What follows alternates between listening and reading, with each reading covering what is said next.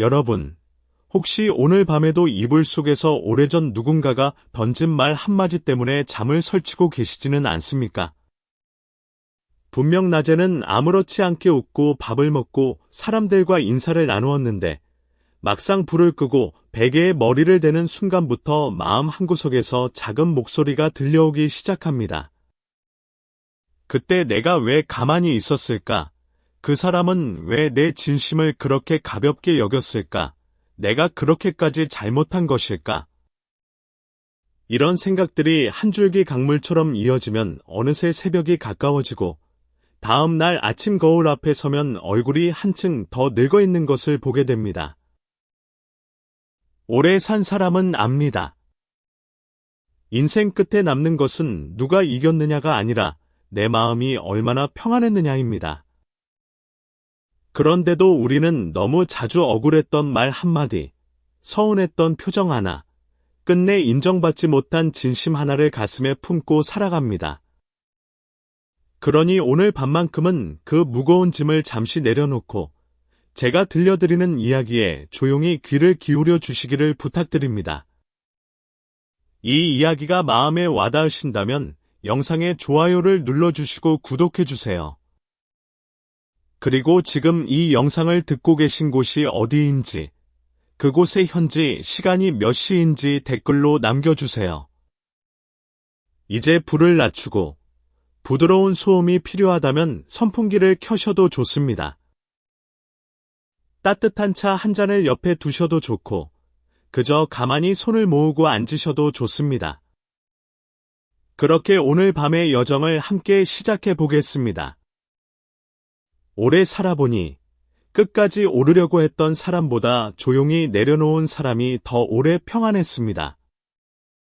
젊을 때는 내가 맞다는 것을 증명하는 일이 곧 나를 지키는 일처럼 느껴집니다. 누가 나를 오해하면 그 자리에서 바로잡아야 하고, 누가 내 마음을 몰라주면 끝까지 설명해야 하며, 누가 내 선의를 왜곡하면 그 자리에서라도 내 억울함을 풀어야 한다고 믿게 됩니다. 그래야 손해보지 않는다고, 그래야 가볍게 보이지 않는다고, 그래야 내 자리가 지켜진다고 믿는 것입니다. 그러나 말년이 가까워질수록 사람은 알게 됩니다. 어떤 오름은 나를 살리는 오름이 아니라 내 하루를 갉아먹는 오름이라는 것을 말입니다. 살면서 한 번쯤 그런 순간이 있었을 것입니다. 형제자매가 오래전 일을 꺼내며 그때 너도 잘한 건 없잖아 하고 말하는 순간 마음속에서 뜨거운 것이 올라오고, 친구 모임에서 누군가가 그래도 내가 좀 참았어야지 하고 아무렇지 않게 말하면 밥맛이 뚝 떨어집니다. 집으로 돌아오는 길에는 아무 말 안 한 척했지만 문을 닫고 혼자가 되면 그때 왜 한마디도 못했나 싶어 속이 뒤집힙니다. 그때부터 머릿속에서는 끝나지 않는 대화가 다시 시작됩니다. 내가 이렇게 말했어야 했는데 저 사람은 왜 내 입장은 보지 못했을까? 내가 정말 그렇게까지 잘못한 것인가? 몸은 집에 와 있는데 마음은 아직 그 자리에서 싸우고 있는 것입니다. 사람의 마음은 이상해서 억울함을 오래 붙잡고 있으면 처음에는 나를 지키는 것 같지만 시간이 지날수록 그 억울함이 나를 붙잡습니다. 내가 피해자였다는 사실을 잊지 않으려는 마음이 어느 순간 내 표정과 말투를 바꾸고 사소한 한마디에도 쉽게 날이 서게 만듭니다. 누가 별뜻 없이 한마디만 해도 또 나를 무시하나 하고 해석하게 되고, 가벼운 농담에도 내 아픈 데를 건드리나 하고 마음이 굳어집니다. 그렇게 되면 내가 옳았다는 사실은 남아도 내 평화는 남지 않습니다. 이것이 관계의 무서운 진실입니다. 사람은 옳은 사람 곁에 오래 머무는 것이 아니라 편안한 사람 곁에 오래 머뭅니다. 물론 내려놓는다는 말이 억울했던 일을 없었던 일로 만들라는 뜻은 아닙니다. 나를 함부로 대한 사람에게 다시 문을 활짝 열어주라는 뜻도 아닙니다. 품격 있는 내려놓음은 기억을 지우는 일이 아니라 그 기억이 오늘의 나를 지배하지 못하게 하는 일입니다. 예전에는 누가 나를 오해하면 밤새 그 사람을 설득할 말을 머릿속에서 다듬었습니다. 어떤 표현으로 시작해야 할지, 어떤 예를 들어야 그 사람이 고개를 끄덕일지 한 문장 한 문장 다듬다 보면 새벽이 밝아오기 일쑤였습니다. 그러나 나이가 들수록 알게 됩니다. 모든 오해를 풀 필요는 없다는 것을 말입니다. 어떤 사람은 사실을 몰라서 오해하는 것이 아니라 자기 마음이 편한 쪽으로 나를 보고 싶어 하기 때문에 오해합니다. 그런 사람에게 내 진심을 길게 펼쳐 보이면 그는 이해하는 것이 아니라 더 많은 말을 요구하고 결국 나는 또 설명하고 또 상처받고 내 품격을 조금씩 내어주게 됩니다. 그래서 평안하려면 첫째로 붙잡지 말아야 할 것은 끝까지 오르려는 마음입니다. 오름은 필요하지만 모든 자리에서 끝까지 증명해야 하는 오름은 마음의 빚이 됩니다.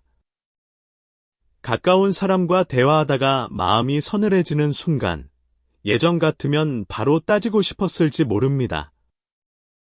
그 말은 너무하지 않니? 내가 언제 그렇게 했니?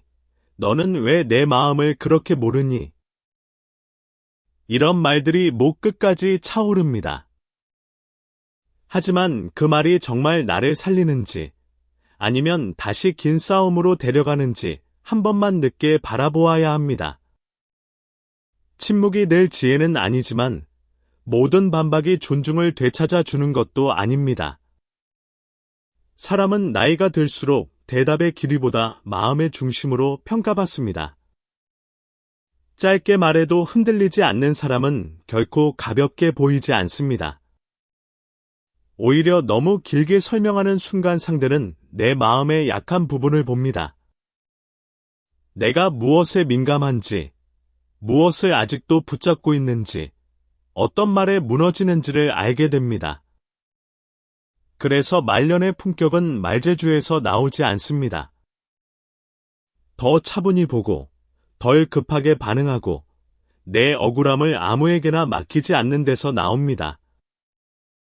언젠가부터 마음속으로 이렇게 말할 수 있어야 합니다. 그 사람은 그렇게 생각할 수 있다. 그러나 나는 내 삶을 안다. 이 한 문장이 사람을 많이 구합니다. 누가 내 지난 세월을 다 알아주지 않아도 내가 내 시간을 알고 있으면 됩니다. 누가 내 희생을 작게 보아도 내가 그 시절의 무게를 알고 있으면 됩니다. 누가 내 진심을 곡해해도 내가 나를 속이지 않았다는 사실까지 흔들릴 필요는 없습니다. 끝까지 오르려는 마음을 내려놓는다는 것은 내가 틀렸다는 뜻이 아니라 내 남은 시간을 더는 그 싸움에 쓰지 않겠다는 뜻입니다. 그렇게 한 걸음 물러서면 이상하게도 마음이 조금 넓어집니다. 당장 이기지 않아도 내가 사라지지 않는다는 것을 알게 되고 누가 나를 다 이해하지 않아도 내 삶의 값이 줄어들지 않는다는 것을 알게 됩니다. 이어서 두 번째로 우리가 살펴봐야 할 것은 자식에 대한 기대입니다. 사람이 늙어서 가장 조심해야 할 마음 중 하나는 사랑을 계산으로 바꿔놓는 기대입니다. 특히 자식에게 품는 기대는 겉으로 보기에는 따뜻해 보이지만 마음속 깊은 곳에서는 아주 조용히 서운함을 키우는 씨앗이 되기도 합니다. 부모는 대개 자신이 기대하고 있다는 사실을 잘 모릅니다. 나는 아무것도 바라지 않는다고 말하면서도 명절에 전화 한 통이 늦으면 마음이 식고 병원에 다녀온 이야기를 했는데 반응이 시큰둥하면 가슴이 서늘해지고 내가 힘들 때 먼저 알아주지 않으면 괜히 말수가 줄어듭니다. 입으로는 괜찮다고 하지만 마음은 이미 계산을 하고 있는 것입니다. 젊은 날에는 자식을 위해 산 시간이 너무 많습니다. 밥 한 숟가락이라도 더 먹이려고 내 밥은 미루었고, 자식 학원비를 내느라 내 옷 한 벌 사는 것을 미루었고, 아픈 몸을 끌고도 아무렇지 않은 얼굴로 집안일을 했습니다. 어느 추운 새벽에는 도시락을 싸기 위해 부엌의 형광등을 가장 먼저 켰고, 아이가 시험을 앞둔 밤에는 거실에 앉아 텔레비전 소리를 줄이고 함께 깨어 있었습니다. 그런 시간이 쌓이면 부모 마음속에는 말하지 않은 장부가 생깁니다. 돈으로 적은 장부가 아니라 마음으로 적은 장부입니다. 내가 이만큼 참았으니 언젠가는 이 아이도 내 마음을 알아주겠지. 내가 이렇게 애썼으니 나중에는 나를 외롭게 두지 않겠지. 내가 부모 노릇을 다했으니 말년에는 적어도 내 편이 되어 주겠지. 이 생각은 너무 자연스럽지만 오래 붙잡으면 사람을 아프게 만듭니다. 어느 날 자식이 전화를 짧게 끊습니다. 엄마, 지금 바빠. 나중에 전화할게. 말은 평범합니다. 그런데 전화를 끊고 나면 방 안이 갑자기 조용해지고 손에 들고 있던 휴대전화가 무겁게 느껴지고 괜히 냉장고 문을 열었다 닫았다 하게 됩니다. 또 어떤 날은 자식 집에 갔다가 며느리나 사위의 눈치를 보게 됩니다. 내가 오래 앉아 있으면 불편해할까봐 반찬 이야기를 꺼내면 참견처럼 들릴까봐 하고 싶은 말을 삼키고 돌아옵니다. 집에 와서 불을 끄고 누우면 생각이 밀려옵니다. 내가 너를 어떻게 키웠는데 이제 와서 내 말 한마디도 편히 못하나. 이 생각이 시작되면 잠은 멀어지고 마음은 더 외로워집니다. 관계의 진실은 여기에 있습니다.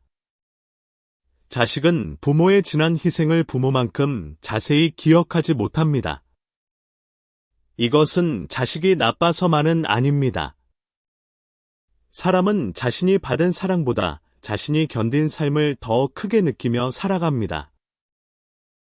부모는 부모의 고생을 기억하고 자식은 자식의 현재 부담을 기억합니다. 부모는 내가 너를 위해 살았다고 느끼고 자식은 나도 지금 내 삶이 힘들다고 느낍니다. 이 간격을 모르면 부모는 서운해지고 자식은 죄책감과 부담을 느끼며 뒤로 물러납니다. 사랑이 가까워지기보다 서로를 피곤하게 만드는 이유가 바로 여기에 있습니다. 자식에게 기대는 마음을 끝까지 붙잡으면 가장 먼저 잃는 것은 말의 품격입니다. 처음에는 조심스럽게 말합니다. 요즘 많이 바쁘니?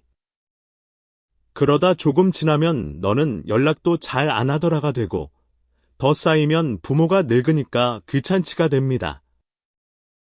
말 한마디에 섭섭함이 묻어나고 표정 하나에 원망이 섞입니다. 자식은 그 말을 듣고 따뜻해지는 것이 아니라 방어하게 됩니다. 부모는 사랑을 확인하고 싶어서 말했는데 자식은 비난으로 듣습니다. 그렇게 되면 서로가 서로에게 좋은 마음이 있어도 대화는 점점 짧아지고 만나는 시간은 점점 조심스러워집니다. 말년에 평안하려면 자식에게 기대는 계산을 조금씩 줄여야 합니다. 자식을 사랑하지 말라는 뜻이 아닙니다. 정을 끊으라는 뜻도 아닙니다. 오히려 사랑을 오래 지키기 위해 기대의 무게를 덜어야 한다는 뜻입니다. 기대가 너무 무거우면 사랑도 눌립니다.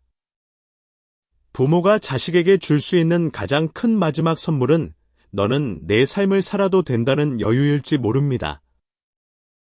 그리고 부모 자신에게 줄 수 있는 가장 큰 선물은 나는 내 삶을 다시 내 손에 들겠다는 결심입니다. 자식이 전화를 짧게 끊을 때 예전처럼 마음속에서 장부를 펼치지 않아도 됩니다. 바쁜가 보다. 나도 내 저녁을 잘 보내야지. 이렇게 마음을 돌리는 연습이 필요합니다. 자식이 내 기대만큼 자주 찾아오지 않을 때도 그 빈자리를 원망으로 채우지 말고 내 하루의 작은 질서로 채워야 합니다. 따뜻한 물 한 잔을 마시고 늘 걷던 길을 걷고 오래 미뤄둔 서랍 하나를 정리하고 나를 편하게 해주는 사람에게 짧은 안부를 전하는 일들 말입니다.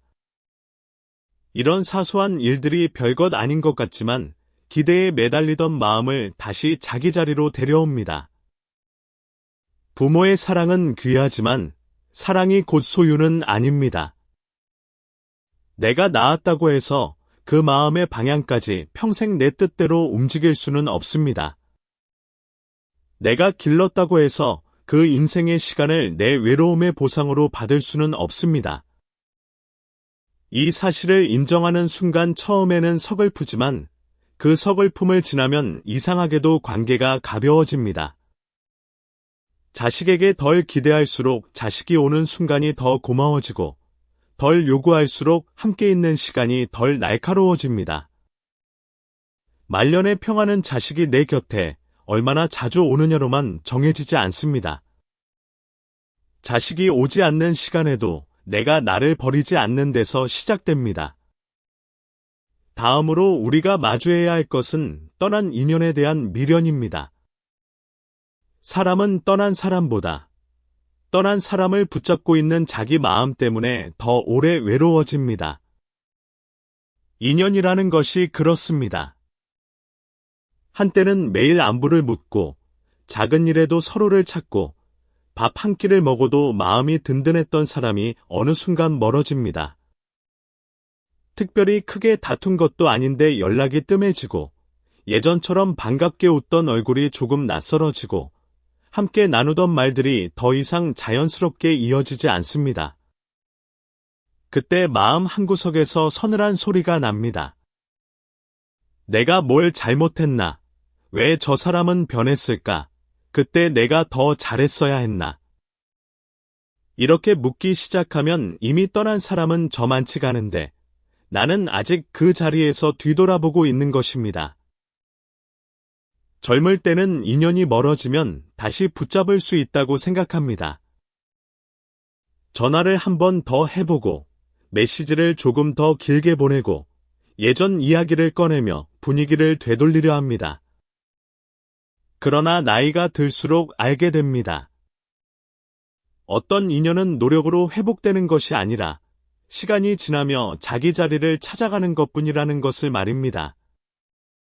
억지로 붙잡은 인연은 따뜻해지는 것이 아니라 어색해집니다. 내가 먼저 다가갈수록 상대가 한 걸음 물러나고 내가 마음을 보일수록 상대는 부담스러워합니다. 그때 우리는 또 한 번 상처를 받습니다. 내가 이렇게까지 했는데 왜 저 사람은 예전처럼 돌아오지 않을까? 하지만 사람 마음은 설득으로 돌아오는 것이 아니라 머물고 싶을 때 머뭅니다. 오래된 친구가 있었습니다. 한때는 집안 사정까지 나누던 사이였는데 어느 날부터 모임에서 나만 빼고 이야기가 오간 것을 알게 됩니다. 겉으로는 웃고 앉아있지만 숟가락을 들고 있는 손끝이 조금 굳습니다. 돌아오는 길에 별일 아니라고 생각하려 해도 마음은 이미 알고 있습니다. 예전 같지 않다는 것을 말입니다. 또 어떤 사람은 명절마다 연락하던 친척이었는데 어느새 안부가 끊깁니다. 내가 먼저 연락하면 짧게 대답하고 다시 조용해집니다. 그런 날에는 괜히 휴대전화 화면을 자꾸 확인합니다. 아무 알림도 없는데 없는 것을 확인하며 스스로를 더 쓸쓸하게 만듭니다. 관계의 진실은 냉정합니다. 모든 인연이 끝까지 같은 온도로 남지는 않습니다. 서로의 삶이 달라지고 마음의 우선순위가 바뀌고 어느 한쪽이 더 이상 그 관계에 마음을 쓰지 않게 되면 인연은 천천히 옅어집니다. 이것을 인정하지 못하면 우리는 멀어진 사람에게 계속 내 가치를 묻습니다. 저 사람이 나를 찾지 않는다는 것은 내가 별것 아니라는 뜻인가? 저 사람이 나를 예전처럼 대하지 않는다는 것은 내가 버려졌다는 뜻인가? 이렇게 생각하면 인연 하나가 멀어진 일이 어느새 내 존재 전체를 흔드는 일이 됩니다. 이것이 미련의 무서운 점입니다. 상대는 잠시 멀어졌을 뿐인데 나는 나 자신까지 작게 느끼게 됩니다. 미련은 처음에는 정처럼 보입니다. 그래도 우리가 보낸 시간이 있는데 그 사람이 한때는 나에게 참 잘했는데 내가 조금만 더 참으면 다시 좋아질지도 몰라. 이런 생각들은 따뜻해 보이지만 오래 붙잡으면 나를 초라하게 만듭니다. 이미 마음이 떠난 사람에게 계속 문을 두드리면 그 사람은 귀하게 돌아오는 것이 아니라 나를 더 쉽게 여길 수 있습니다. 내가 계속 기다리고 있다는 것을 알면 상대는 내 시간을 가볍게 생각합니다. 결국 잃는 것은 그 사람만이 아닙니다.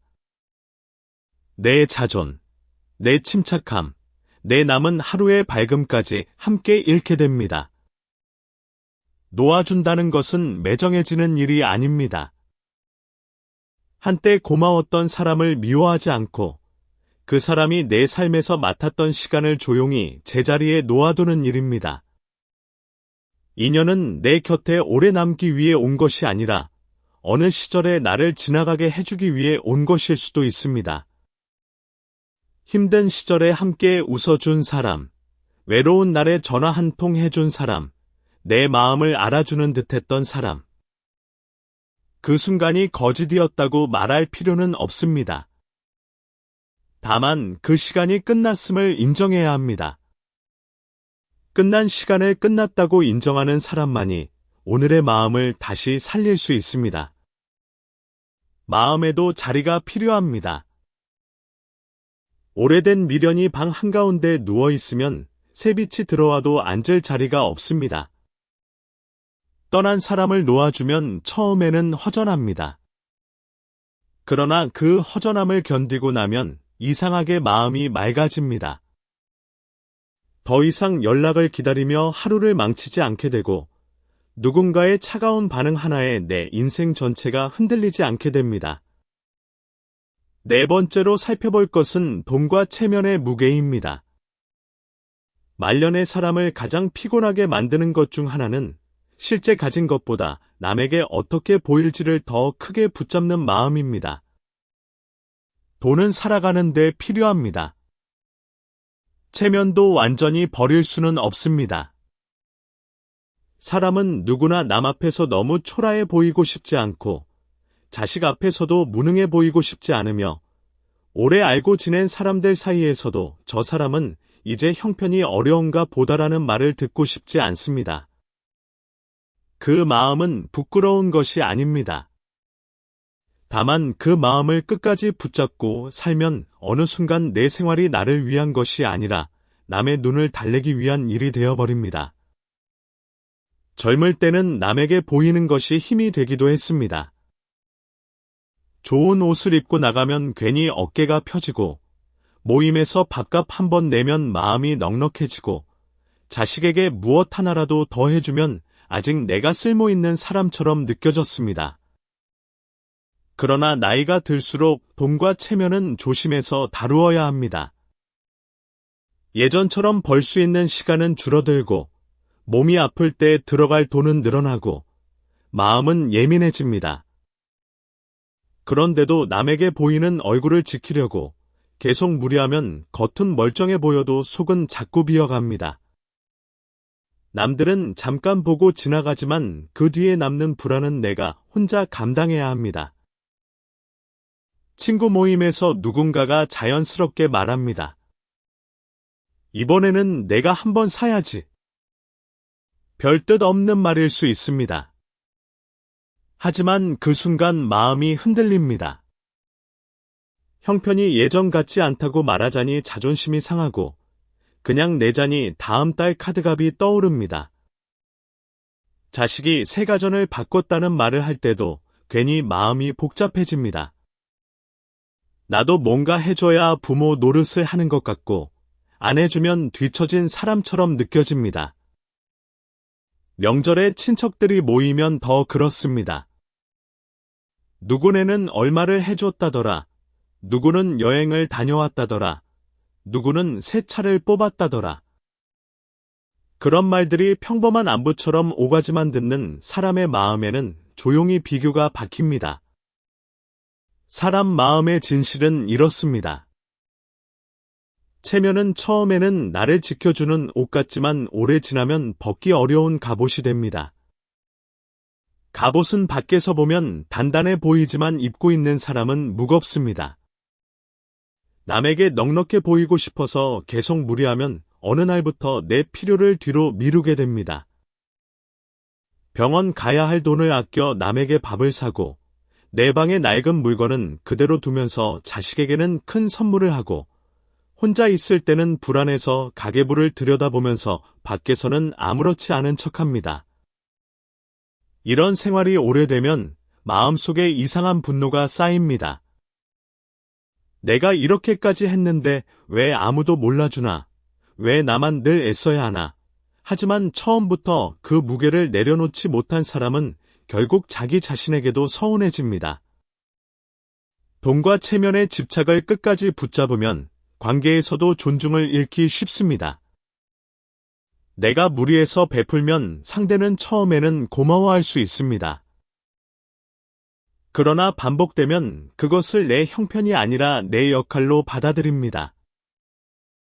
늘 내던 사람이 또 내고, 늘 도와주던 사람이 또 도와주고, 늘 괜찮다고 하던 사람이 또 괜찮다고 말할 것이라 생각합니다. 그러면 어느 순간 내가 힘들다고 말해도 상대는 놀라기보다 불편해합니다. 왜 갑자기 그래라는 반응이 돌아옵니다. 그 한마디에 마음이 서늘해집니다. 사실 갑자기가 아니었는데, 오래 참아온 것인데, 남에게 보이는 체면을 지키느라 그동안 아무도 내 한계를 보지 못하게 만든 것입니다. 말년에 평안하려면 남의 눈에 넉넉해 보이려는 마음을 조금 내려놓아야 합니다. 초라하게 살라는 뜻이 아닙니다. 함부로 궁색해지라는 말도 아닙니다. 오히려 더 단정하게 살기 위해 기준을 바꾸라는 뜻입니다. 품위는 비싼 것을 보여주는 데서 생기지 않습니다. 내 형편을 알고, 내 한계를 존중하고, 무리한 약속을 하지 않는 데서 생깁니다. 모임에서 밥값을 내기 어렵다면 부드럽게 말할 수 있어야 합니다. 오늘은 각자 내는 게 편하겠어요. 자식에게 큰돈을 보태기 어렵다면 미안함으로 무너지지 말고 말해야 합니다. 마음은 있지만 지금은 내 생활을 먼저 지켜야 한다. 이 말은 차갑지 않습니다. 늦은 나이에 반드시 배워야 할 자기 존중입니다. 적게 가져도 단정하게 사는 사람은 초라하지 않습니다. 오히려 무리해서 큰 소리치는 사람보다 편안한 무게가 있습니다. 집이 크지 않아도 깨끗이 정리되어 있고, 옷이 많지 않아도 몸에 맞게 단정하고, 밥상이 화려하지 않아도 따뜻한 국 한 그릇을 천천히 먹을 수 있다면 그것이 말년의 진짜 넉넉함입니다. 5번째로, 우리는 오래된 상처와 어떻게 함께 살아가야 하는지 이야기해야 합니다. 오래된 상처는 시간이 지나면 저절로 작아질 것 같지만 마음속에서 계속 꺼내보면 오히려 더 선명해집니다. 사람은 큰일이 있었던 날만 기억하는 것이 아닙니다. 그때 누가 내 편을 들어주지 않았는지, 누가 못 들은 척했는지, 누가 평범한 말투로 내 가슴을 찔렀는지까지 이상하리만큼 오래 기억합니다. 세월이 많이 지나 이제는 그 사람도 늙고 나도 늙었는데 어떤 말은 아직도 어제 들은 것처럼 마음에 남아 있습니다.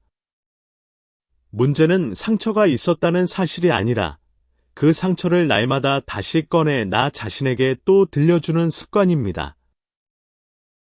살다 보면 그런 밤이 있습니다.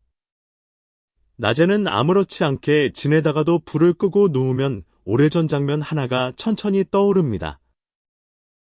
가족들이 모인 자리에서 누군가 내 형편을 가볍게 말했던 순간, 친구가 내 아픈 사정을 농담처럼 넘겼던 순간, 자식에게 서운한 말을 듣고도 아무 말 못하고 돌아섰던 순간이 다시 살아납니다. 그때 방 안은 조용한데 마음속은 시끄럽습니다. 상처의 진실은 이것입니다.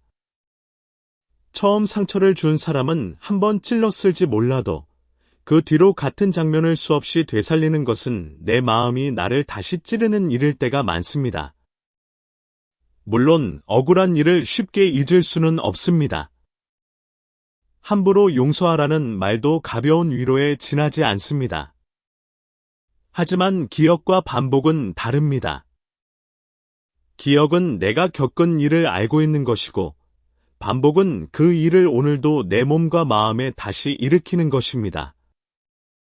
상처를 기억하는 것은 나를 지키는 일이 될 수 있지만, 상처를 반복하는 것은 내 현재를 빼앗기는 일이 됩니다. 오래된 상처를 끝까지 붙잡고 있으면 감정의 후유증은 생각보다 깊습니다. 사람을 볼 때마다 먼저 의심하게 되고, 누가 조금만 무심하게 말해도 예전에 그 사람과 겹쳐 보입니다. 새로 만난 사람은 아무 잘못이 없는데도 나는 이미 방어하는 얼굴을 하고 있습니다. 가까운 사람이 선의로 건넨 말에도 너도 결국 나를 그렇게 보는구나 하고 마음이 다칩니다. 그러면 관계는 시작도 하기 전에 좁아집니다. 내가 나를 보호하려고 세운 벽이 어느 순간 나를 고립시키는 담장이 되는 것입니다. 더 아픈 것은 상처를 오래 붙잡을수록 내 말투가 닮고 싶지 않았던 사람들을 닮아간다는 점입니다. 무시당했던 사람이 어느 날 다른 사람을 쉽게 판단하고, 서운함을 오래 참았던 사람이 어느 날 작은 일에도 날카롭게 반응합니다. 마음속에 풀리지 않은 장면이 많으면 현재의 대화에 과거의 독이 조금씩 섞입니다. 그러다 어느 순간 주변 사람들이 조심스러워합니다. 내 마음을 이해해서가 아니라 나와 말하면 자꾸 무거워지기 때문입니다. 말년에 평안하려면 오래된 상처를 붙잡는 방식을 바꿔야 합니다. 상처를 없었던 일로 만들 필요는 없습니다. 다만 그 상처가 오늘의 내 표정과 말과 선택을 모두 지배하게 두지 말아야 합니다. 마음속에서 같은 장면이 다시 떠오르면 예전처럼 끝까지 따라 들어가지 말고 잠시 멈추어야 합니다. 아, 내가 아직도 그 일에 아프구나. 이렇게 알아차리는 것만으로도 다릅니다. 예전에는 그 사람이 나빴다 해서 시작해 밤새 머물렀다면, 이제는 그래도 오늘의 나는 그때 그 자리에서 나와야 한다로 한 걸음 옮겨야 합니다. 그 옮겨가는 힘은 거창한 데서 오지 않습니다.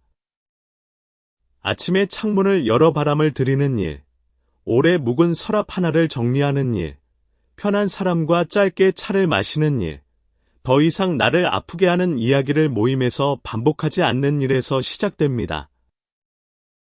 누가 오래전 일을 다시 꺼내도 다 설명하지 않아도 됩니다.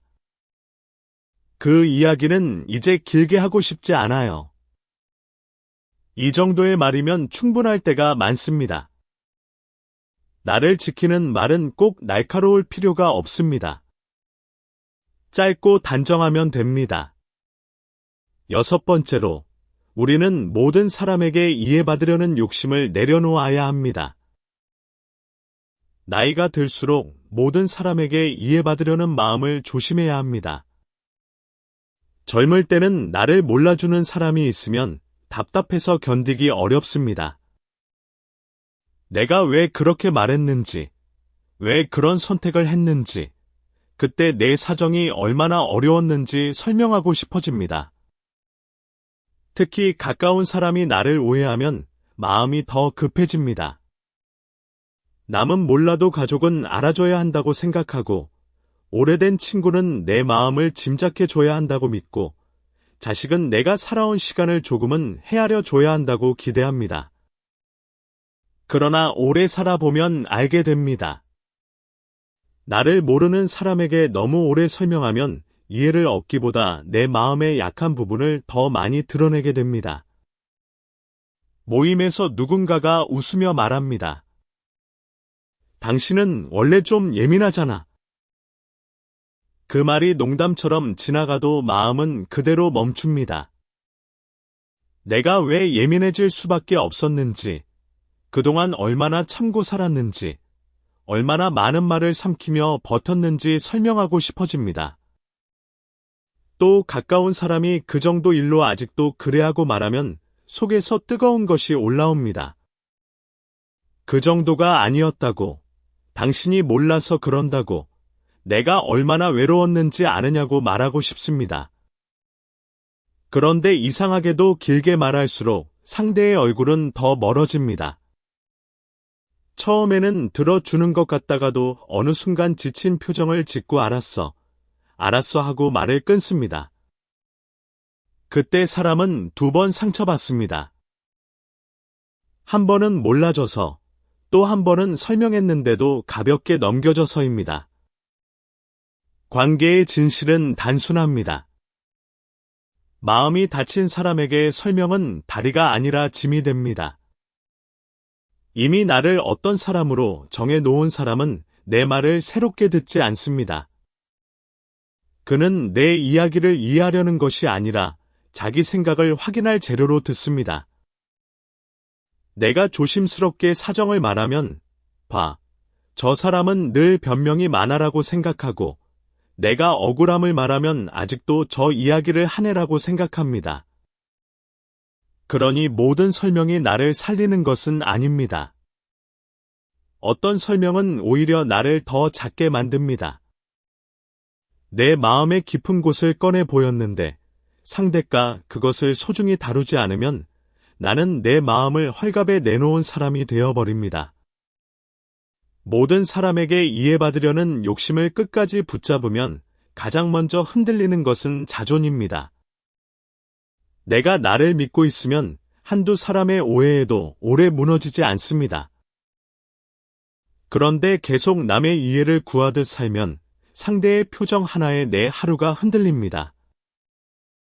답장이 늦으면 내가 뭘 잘못했나 싶고, 말투가 차가우면 나를 싫어하나 싶고, 모임에서 내 이야기가 빠지면 내가 소외된 사람처럼 느껴집니다.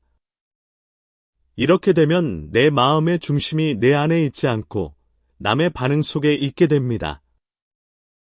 말년에는 이것이 가장 위험합니다. 남은 시간도 많지 않은데 내 평안을 남의 기분에 맡기고 살게 되기 때문입니다. 침착한 사람은 설명을 못해서 짧게 말하는 것이 아닙니다. 무엇을 말하지 않아도 되는지 알기 때문에 짧게 말합니다. 덜 설명한다는 것은 차가워지는 일이 아닙니다. 오히려 내 마음을 더 귀하게 대하는 일입니다. 정말 나를 아끼는 사람은 긴 설명 없이도 내 표정의 피곤함을 알아봅니다. 내 말이 조금 부족해도 함부로 판단하지 않습니다. 그러니 이제부터는 아무에게나 긴 해명을 바치지 않아도 됩니다. 나를 알고 싶어 하지 않는 사람에게 내 전부를 들고 가는 일은 그만해도 됩니다. 7번째로 우리가 마주해야 할 것은 아직 오지 않은 일에 대한 걱정입니다. 걱정은 미래를 준비하는 얼굴을 하고 찾아오지만 오래 붙잡고 있으면 오늘의 숨을 빼앗아 갑니다. 나이가 들면 걱정할 일이 줄어들 것 같지만 오히려 마음은 더 자주 앞날로 달려갑니다. 몸이 예전 같지 않으니 병원비가 걱정되고, 자식이 바쁘게 사는 모습을 보면 내가 짐이 될까 걱정되고, 혼자 있는 시간이 길어지면 어느 날 갑자기 쓰러졌을 때 누가 알아줄까 걱정됩니다.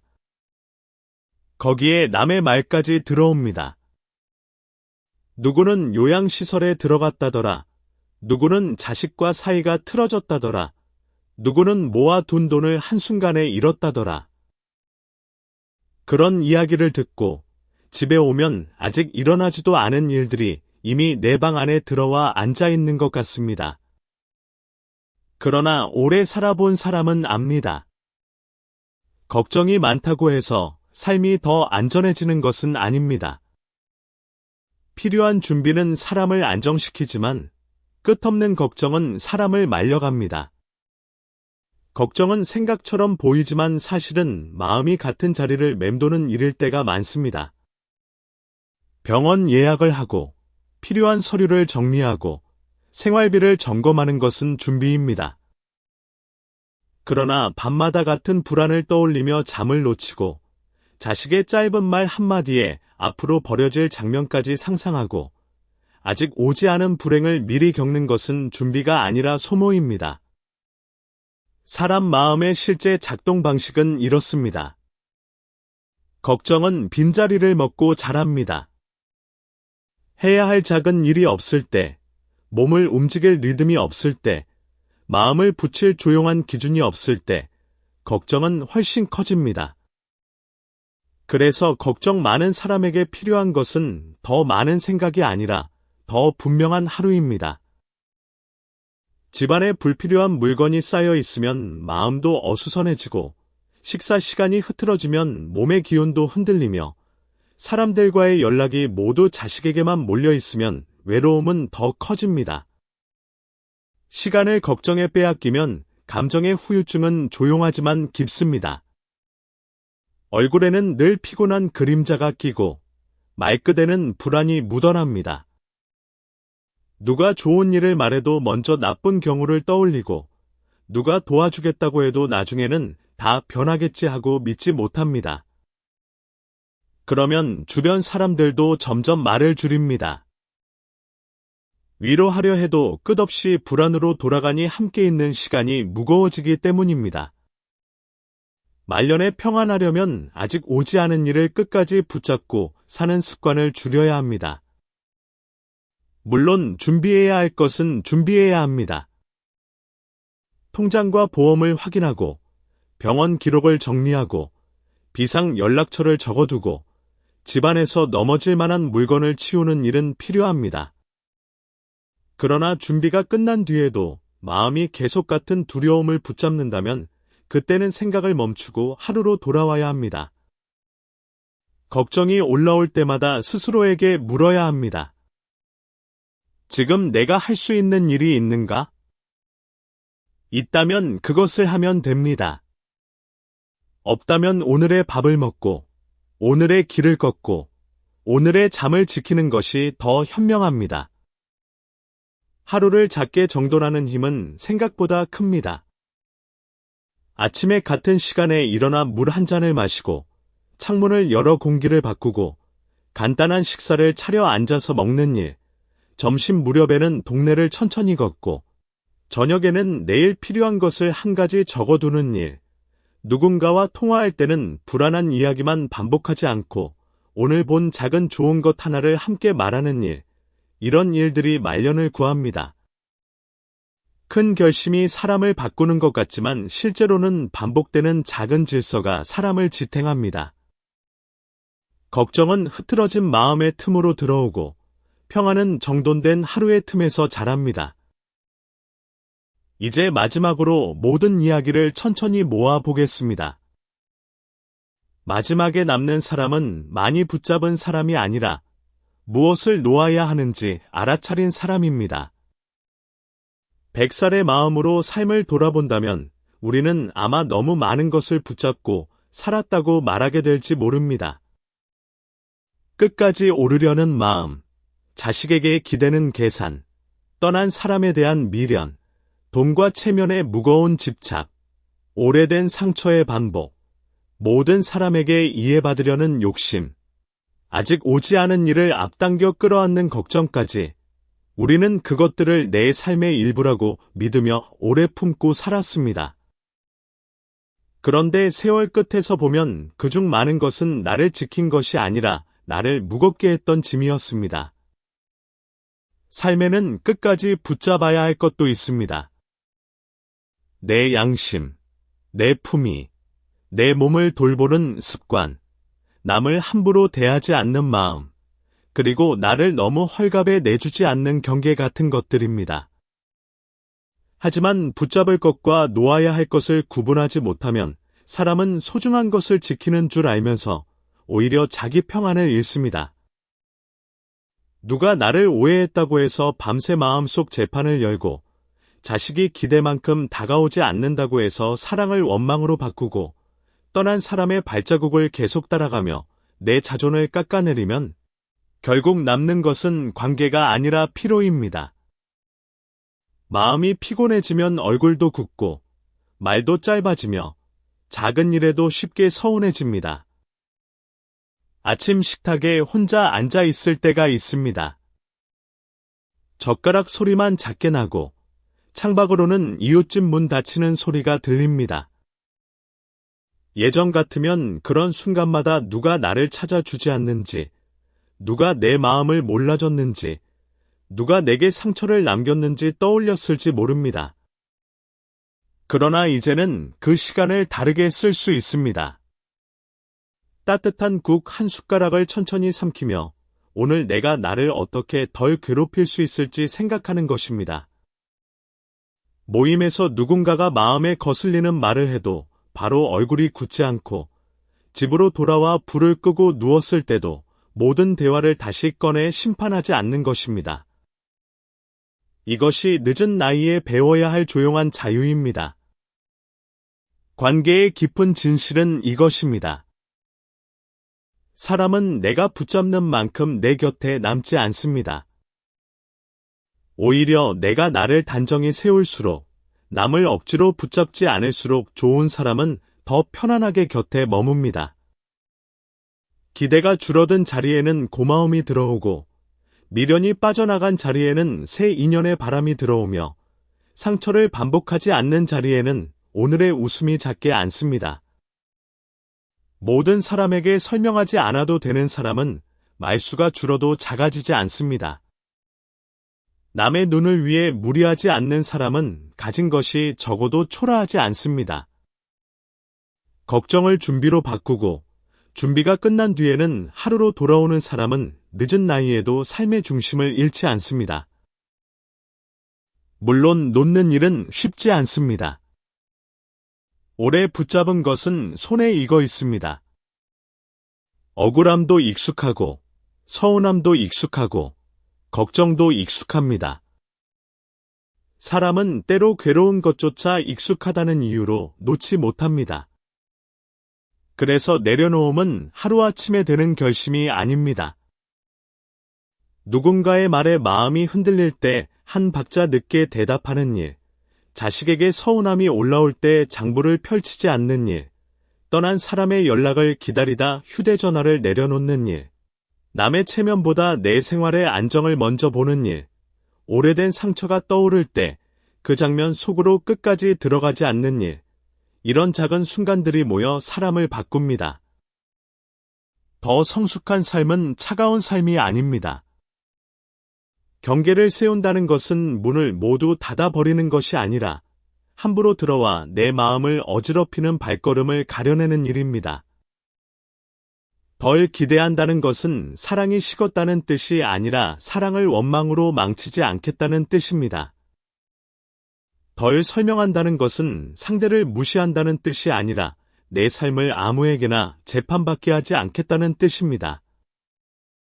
덜 걱정한다는 것은 무책임해지는 것이 아니라 준비할 것은 준비하고 남은 시간은 살아내겠다는 뜻입니다. 이렇게 생각이 바뀌면 사람의 말투가 부드러워집니다. 부드러워지지만 약해지지는 않습니다. 오히려 속이 더 단단해집니다. 말년의 존중은 남이 나를 특별히 떠받들어 줄 때 생기는 것이 아닙니다. 내가 나를 함부로 다루지 않을 때 남도 조금씩 나를 함부로 대하지 못합니다. 내가 내 시간을 귀하게 여기면 아무에게나 끌려다니지 않게 되고 내가 내 마음의 한계를 알면 모든 부탁에 웃으며 무너지는 일을 줄이게 되며 내가 외로움을 스스로 돌보기 시작하면 자식이나 친구에게 매달리는 말이 줄어듭니다.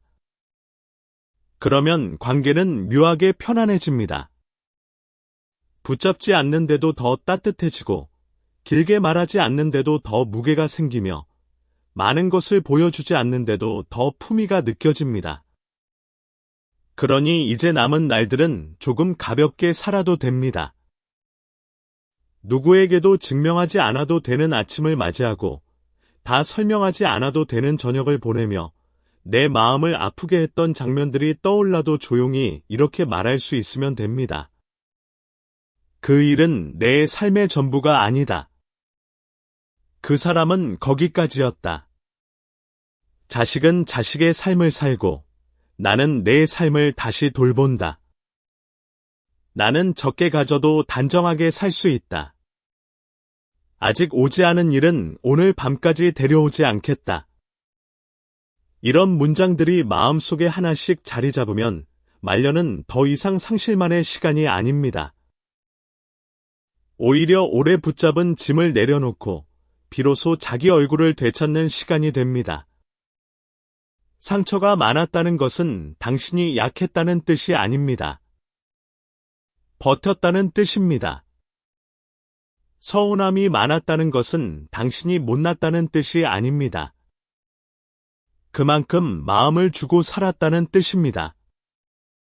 그러니 이제는 자신을 조금 덜 탓해도 됩니다. 이제부터 다르게 살아도 됩니다. 차갑지 않게 경계를 세우고, 모질지 않게 거리를 두고, 무너지지 않게 사랑하고, 조용히 자신을 돌보아도 됩니다. 말년의 평화는 큰 박수 속에서 오지 않습니다. 오늘 밤 내 마음을 조금 덜 괴롭히는 데서 옵니다. 당신에게는 그럴 자격이 있습니다. 당신의 품위와 경계와 평화는 늦게라도 반드시 지켜져야 합니다.